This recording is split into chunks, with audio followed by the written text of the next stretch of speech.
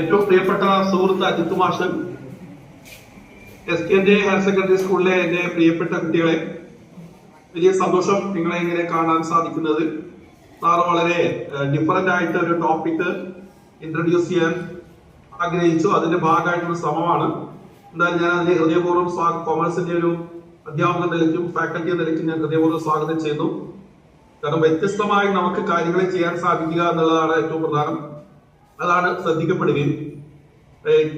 അപ്പൊ അതുകൊണ്ട് തന്നെ ഈ ഒരു ശ്രമം നിങ്ങൾക്ക് പ്രയോജനപ്പെടുത്തുക എന്ന് ആഗ്രഹിക്കുകയാണ്. നിങ്ങളോട് ഇങ്ങനെ സംസാരിക്കാൻ കഴിഞ്ഞതിലുള്ള സന്തോഷം കൂടി പങ്കുവയ്ക്കുകയാണ്.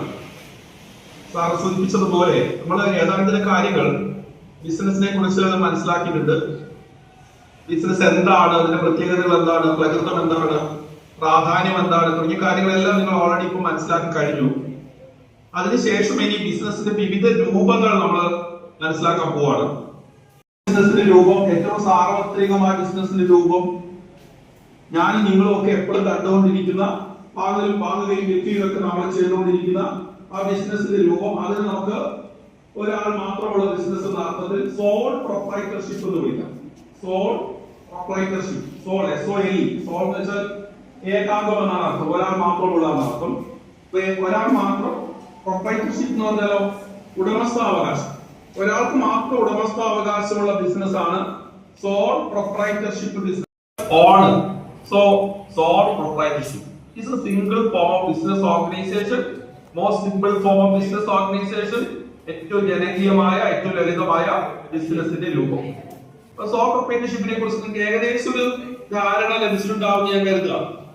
മറ്റു വിശദാംശങ്ങളൊക്കെ സപ്ലിമെന്റ് ആയിട്ട് അജിത് സാർ പറയും. ഇങ്ങനെ ഒരു ഓൺലൈൻ ക്ലാസ് ആവാൻ പരിമിതിയുണ്ട്. അതുകൊണ്ടാണ് സോൾ പ്രൊപ്രൈറ്റർഷിപ്പിന്റെ പ്രത്യേകത എന്തൊക്കെയാണെന്ന് സമയം എന്ന് പറയും. ഒന്ന്, സിംഗിൾ ഓണർഷിപ്പ് ആണ്.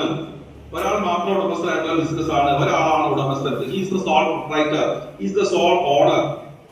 ഉടമസ്ഥനെ നമുക്ക് സോൾ ട്രേഡർ എന്ന് വിളിക്കാം, അല്ലെങ്കിൽ സോൾ പ്രൊപ്രൈറ്റർ എന്ന് വിളിക്കാം. സോൾ പ്രൊപ്രൈറ്റർഷിപ്പിന്റെ ഉടമസ്ഥൻ ആരാണ്? സോൾ ട്രേഡർ ആണ്, അല്ലെങ്കിൽ സോൾ പ്രൊപ്രൈറ്റർ ആണ്. He's A single.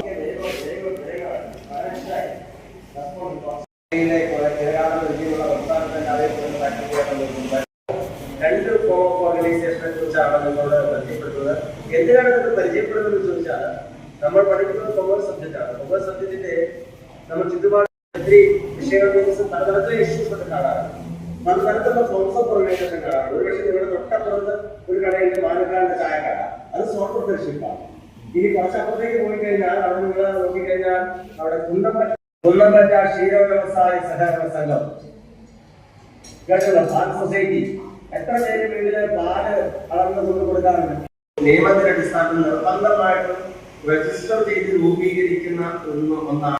നിങ്ങൾ പാർട്ണർഷിപ്പിൽ മാക്സിമം വേണമെന്നില്ല, പക്ഷേ ചില പാർട്ണർഷിപ്പിൽ, ലിമിറ്റഡ് ലയബിലിറ്റി പാർട്ണർഷിപ്പിൽ ആര് മരിച്ചാലും സ്ഥാപനം നിലനിൽക്കും. അതിനെയാണ്